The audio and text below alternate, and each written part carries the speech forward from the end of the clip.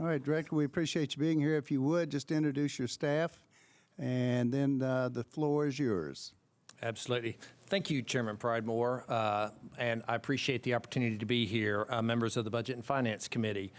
My name is Keith Durbin. I am Chief Information Officer and Director of the Information Technology Services Department. With me today, I have Margaret Keck on my left, Assistant Director for Communications and Infrastructure Services.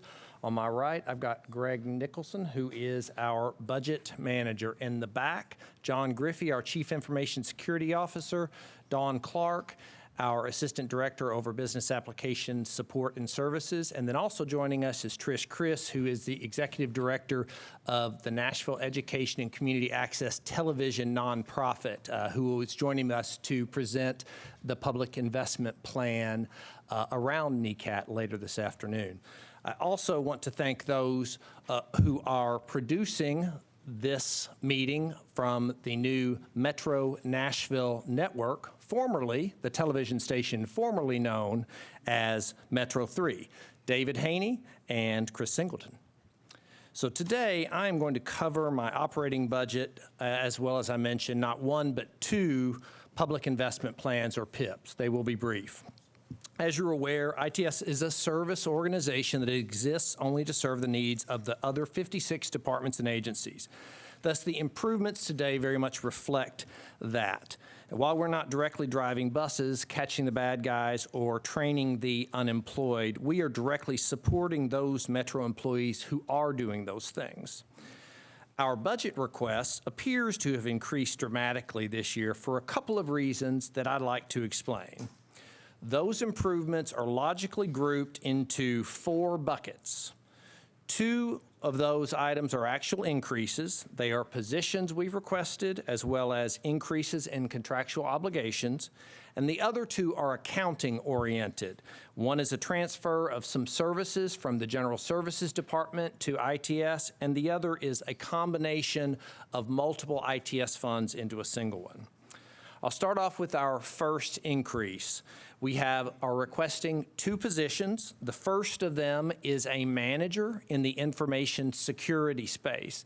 If any of you read the paper or watch the news, you're aware that the security of information assets and information systems is under attack in the United States and in other countries as never before. The attackers that we deal with on a daily basis are not kids in basements. They are foreign operatives. They are foreign governments. They are intent on getting our data. They are intent on getting our information. And I'm happy to speak with each of you in more detail about what that is. Thus, we employ many multi-layered mechanisms to attempt to thwart those to the best of our abilities. As Metro increases in size, as the attackers become more prevalent, we require an additional person to help manage those duties. And so I am requesting a person to manage that. The other request, and I've got one more request for a position, and that is for a new networking person. You're all aware that anywhere you go, the public expects to have Wi-Fi available. You expect to plug into a network in a Metro office building if you're using a wired device anymore and have the network there. Network is a core function of the way government and the public does business.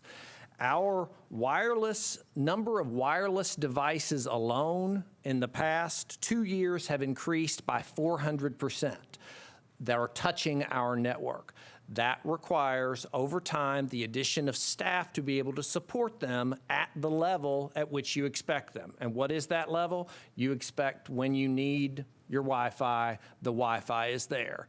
So this is the first year of a 3-year request, adding one position in each of the next 3 years to continue to maintain a growth curve that we see moving straight up. Right now, lighting controls in every building, tablets, phones, buses, traffic signals, We got close to 1,000 fixed cameras across Metro, and that's growing. GPS devices, all of them require the network. So those two positions are composed the first part of our request. The second part of our request is a request that you've been nice enough to provide to us in the past, is around what we call non-discretionary contractual increases. These basically are built-in contractual line items that over the course of a year are step-ups that we agree to when we contract. They are for things like vendor support and maintenance, for security, for server, for power supplies, for hardware, for systems such as EBS, iProcurement, Kronos Time and Attendance, our budgeting system. We are obligated to pay those. So we have signed Metro contracts to pay those. And so it's my lucky job to come to be able to present you that $500,000 a year contractual increases that we and other departments and agencies have signed up for. So that's the second part. The third part, we'll get into our accounting moves that make our budget appear to have gone up. So the first of these is we are, through the good graces of another department head, Nancy Whittemore. Nancy Whittemore from General Services and I, when Mayor Berry took office, started talking about ways that we could be more efficient. And one of the things that she suggested is that today, the 800 megahertz radios that our police, our fire, our emergency responders carry are radios, kind of like wireless networking. They're also internet protocol based, so they are digital. And so she and I decided that it made sense for us to take that responsibility since we had like responsibilities internally. So $2.6, almost $2.7 million of the increase you see is for taking 7 employees of her, 7 full-time employees, as well as the budget, and to move them over into the ITS department. It's also one other person is also coming as well, and that is the person who maintains one of the 2 card key security systems that Metro maintains. We have 2. One of them is already run by Margaret Keck's staff within ITS. There is a single person in General Services that's running the other. Nancy and I, again, agreed it was time to bring all those things together under one roof and support all the Metro departments and agencies. And then the final thing that looks like an increase is due to a combination of funds within ITS. Historically, we've had 2 funds that we deal with. Part of our organization has been special funded, internal service fee based for years. The other was part of the general fund. So after conversations with our finance department over the last couple of years, they agreed it was time to just roll all of that together under one special fund to be able to allocate our fees out appropriately. There is no change in dollars there. It's just a combination of things into one. So before I conclude and move on to some questions from you, I do want to mention internal service fees, and there have been several discussions already of internal service fees and rates. And one of the things you will see this year, and you will hear from departments and agencies, that internal service fees have gone up. There are a number of reasons for that. First off, moving of services that I just mentioned from 2 funds into one fund will make that fee go up because we are allocating those out fully now, as well as the budget improvements that I did mention earlier, our increase in positions and those contractual obligations. We have full detail of the impact on every department of how that impacts them, so we're happy to meet with you. I've also, on each of your tables, you should see a yellow sheet like this. This is a kind of short, quick guide to internal service fees from ITS. On this side are the individual services and the activities that are provided and how we allocate those. And on the back, what you see is a quick overview of how internal service fees are actually calculated. It's actually real straightforward at our total cost divided by our total units everybody used. Then a specific department uses X number. That number divided by the price is the total. We are happy to meet with each and every one of you to explain that in detail, should you be interested in doing so. Throughout these hearings, Greg is sitting in the back room with the finance people. If there are specific questions, if anybody has at any time, he is happy to be called for, just as others are called for as well. So, Chairman, I don't know whether at this point I do have 2 public investment plans. I didn't know whether you wanted to ask questions or have us go through those public investment plans first. Well, let's see what if there are any questions for your the operational presentation, and we have 2 people in the queue. Council Lady Gilmore. Thank you, Mr. Chair. I don't know if this is operational or not, but you can answer. We had met sometime about the go-to. I guess it's really Yes, more infrastructural type of thing. But I just wanted to update about that and where we are with that, because we had talked about using that.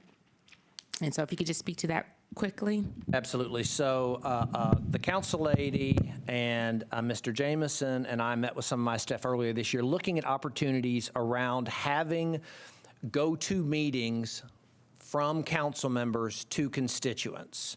It's a great idea. I think, and we have the technology to do it. I think the issues from my perspective, and I'm not meaning to pitch this one back, I think we never got completely through the open meeting questions that are raised by that. So we are happy to continue those conversations, and we certainly have you number 1 on the list when we figure those things out. But I think that we will have additional conversations with Mr. Jameson and us to move that forward.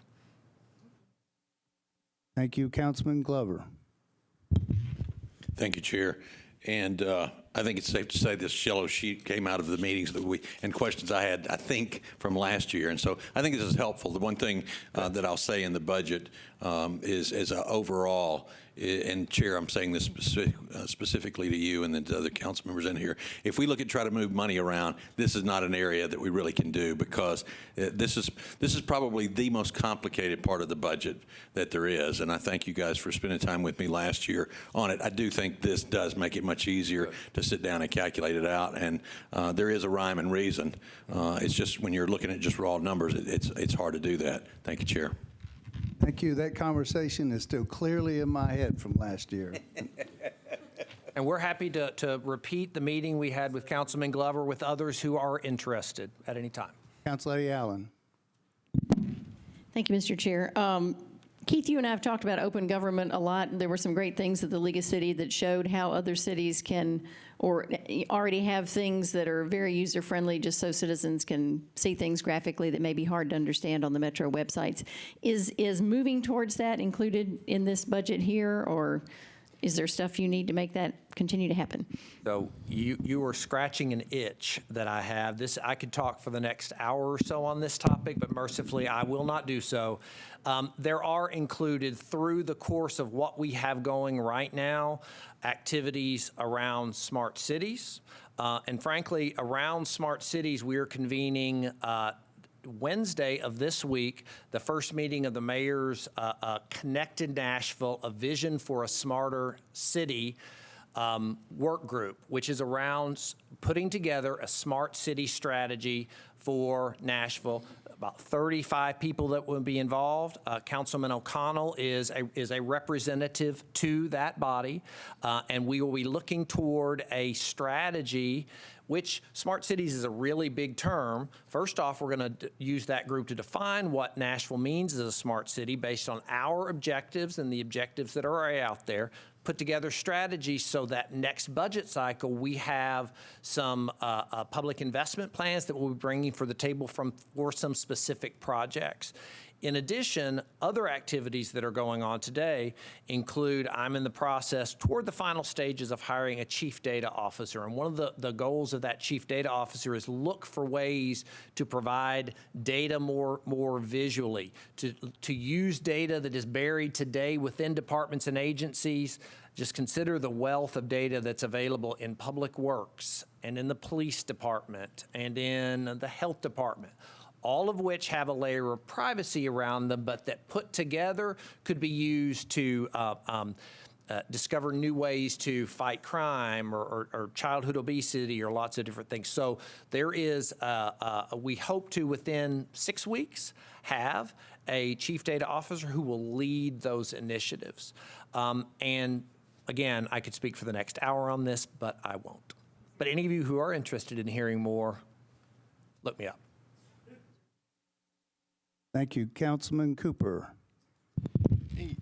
Thank you very much for being here. And as the department probably most engaged in the future of any department in Metro, I just had a quick question about your budget. How much of that ends up in training, and when do you know that you're financing enough training for your staff as you all grope with all the developments that are happening? Well, that is a great question, and it is something I struggle with all the time. We don't have enough training dollars across the board. We make do with what we have. However, the one thing that is a consistent that I want to make sure nobody in this room is worried about is that one of the things that when we buy systems, when we buy hardware that supports the police and the fire and you and the mayor's office, we build into those capital costs training dollars so that when we bring a system in, people are trained in how to use it. And that extends into training out into a system like EBS. We're training departments and agency staff. So. Thank you, Council Lady Gilmore. Thank you, Mr. Chair. Okay, so, Mr. Durbin, it looks like the rest of the internal service fees for the rest of the departments that had come before us, they had gone down. But it looks like from this yellow sheet, yours went up, but it seems like you maybe absorbed theirs. Or could you speak to that, like the tax assessors and the county clerks from this yellow sheet?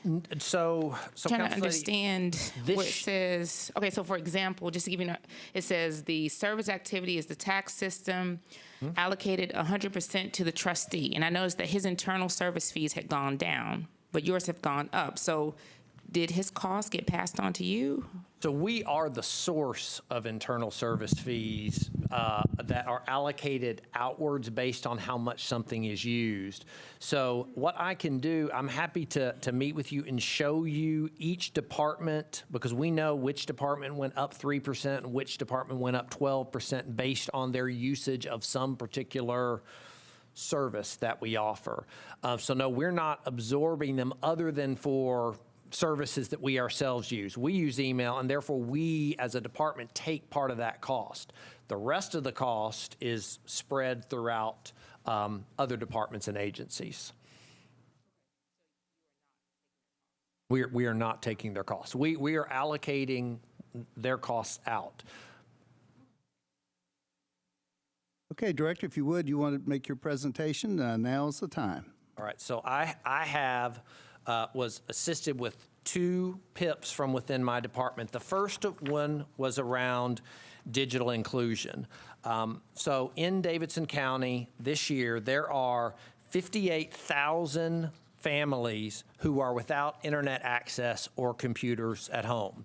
This is in a time when, according to the latest figures we have from Metro Nashville Public Schools, 44% of their students in 2012 did not have a computer or internet access at home. And this is in a school district that is looking to the future and has committed to a philosophy of blended learning, where you use a computer and the internet in all aspects of your school life. So there is certainly a divide here, a digital divide between those who do have access to computers and the internet and those unfortunate people that don't. Again, 44%, that's almost 40,000 students. A number of organizations have been developed over the last couple of years to help address this through a collective impact approach, where various organizations bring their talents to the table to serve the greater good. This includes MNPS, this includes the Community Foundation, this includes Nashville Public Library, my department, the mayor's office, Nashville Technology Council, and lots of other groups have banded together to help address these through two programs that exist today. One called Anytime Access for All, that's for Metro Public School systems and bringing computers and internet access to them. The others is a HUD-funded program, partially a HUD-sponsored, shall we say, I think that's a better way to put it, HUD-sponsored program called Connect Home at MDHA, with the goal, basically the same thing, providing a device, providing access, and providing relevant training to those who don't have these things. We actually presented through the course of this PIP a number of separate areas for funding. However, the only funding option that actually was brought forward to you all was a request to refund the $100,000 that Mayor Dean started in his budget last year to go to the Nashville Digital Inclusion Fund at the Community Foundation of Middle Tennessee. Ellen Lehman and her staff have a dedication to helping fund activities that are taking place in nonprofits within Anytime Access and with MDHA through Connect Home to bridge the digital divide. And so that funding will go to the Community Foundation to help support those efforts, as well as to provide for program management opportunities for this. The goal is that fund is an asset aggregator across Davidson County, so you don't have lots and lots of standalone programs that appear to all serve effectively the same purpose. Rather, our efforts are focused within that one area. I'm very thankful to the mayor and for the PIP review board for recommending a re-upping that $100,000 grant. Thank you. Any questions from the council? All right. Okay. So for my second public investment plan, I'd like to ask Trish Christ, who again is Executive Director of NECAT. NECAT is the organization that operates our three non-Metro Nashville network public education and government channels, and she can explain what they are, and then she can talk about her public investment plan. Thank you so much. I am Trish Christ, CEO of Nashville Education, Community, and Arts Television, also known as NECAT. As Keith said, Nashville has 4 public education government, or PEG, TV channels. Today we're being filmed by one of them. You're very familiar with Metro Channel 3. They are responsible for covering government topics as a service to the city and are included in the city's budget to do so. The other 3 PEG TV channels for our city, Public Arts, Public Education, and Public Access, have a different funding structure. We manage those channels at NECAT, and we are a nonprofit organization responsible for fundraising to cover our own operations. Presently, Nashville's diverse and arts and community education organizations have no dedicated city mechanism by which to inform the public of their services, their opportunities, their programs. Though arts and community education, social services are as much a part of our economy and what makes Nashville, Nashville, as are the government topics covered by our sibling PEG channel Metro 3. By our project inclusion in the mayor's budget, NECAT seeks to proactively create this city arts and community education programming in a similar way, but on a much smaller scale than the funding relationship the city has with the government channel. Now, with a nonprofit staff of 2, how could we physically tackle such a task? Very good answer for you.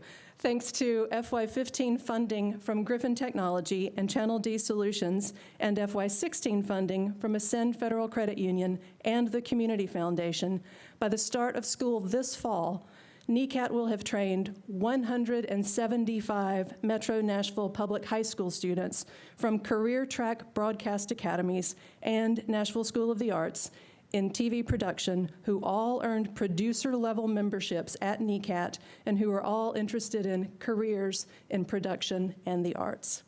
My proposal to you today involves further mentoring of the most driven of these MNPS students, giving them hands-on experience working alongside myself and NECAT Associate Director Katie Veglio in identifying, producing, shooting, creating, and distributing programming covering arts and community education, topics, events, and organizations as a service to those organizations, to our viewers, and to our city.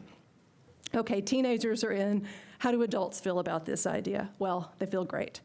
I've had in-depth conversations with several arts and community education leaders who are not only committed but eager to help NECAT accomplish and distribute this programming with English and non-English elements. It's a long and growing list of large and small, old and new entities that I'm proud to accumulate and happy to share with you. But there are so many arts and community education entities and topics, how on earth would we ever choose which ones to cover? Well, with a committee of 7 to 11 people who are experienced and knowledgeable in Nashville's arts and community education organizations and diverse in every sense of the word.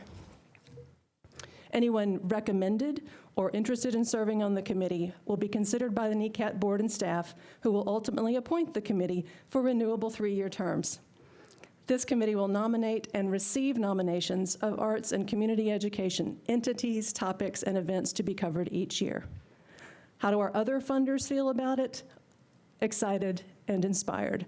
I included with my proposal to the mayor an official pledge letter from a private foundation who has funded NECAT these past 2 years to match $50,000 in FY17 funding from Metro for this service with their own $50,000 in general operating support to NECAT. My friends, that is enormous for us. Our foundation and corporate funders for the training of these 175 MNPS students this past year are ecstatic that those students will receive further mentoring and career guidance, all while exposing our fellow Nashvillians and Middle Tennesseans to the arts and community education programs and services that they need and want. So once these programs are made, what do we do with them? Well, beyond their broadcast on NECAT's 3 channels and live stream and on-demand viewing via our website, all other entities involved can push out and use these programs created in any other means they wish. I've been speaking with the Tennessee Department of Education about pushing out links to specific NECAT arts and education programming to teachers statewide as an additional resource for their classrooms and projects, and I'm eager to have the same conversation with the new director of schools here. We have the teen helpers, the collaborating organizations, certainly the valuable topics, an equitable selection structure, and a $50,000 match pledge for general operations. We just need the city's nod and funding so staff can dedicate the time to do it. And that, NECAT's board, our high school producers, our match pledging funders, and I humbly request of you. Thank you.